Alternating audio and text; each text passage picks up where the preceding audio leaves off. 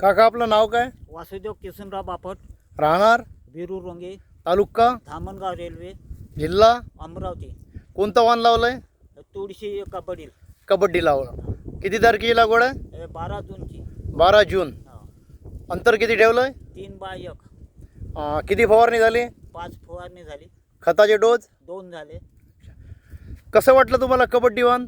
आणि चांगली उतारी आहे. बोंडाची सिरियल जवळ आहे. बोंडाची सिरियल जवळ आहे. भरपूर बोंड आहे. भरपूर बोंड आहे. कसं वाटलं तुम्हाला कबड्डी वाण? याचाला फार सोपी आहे. वेचायला सोपी आहे. म्हणजे कापूस चिकट राहत नाही, इझी निघतो.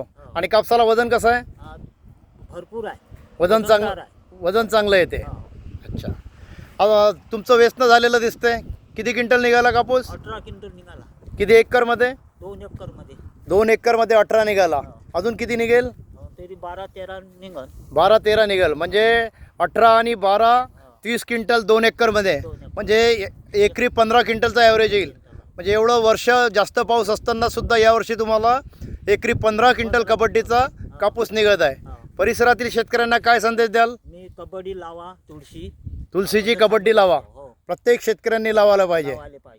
वाण तुम्हाला आवडलं? आवडले. पुढच्या वर्षी किती पॅकेट लावणार तुम्ही? मी 4 पॅकेट लावणार आहे. पुढच्या वर्षी सुद्धा तुम्ही कबड्डी चांगलं लावणार आहे. धन्यवाद काका.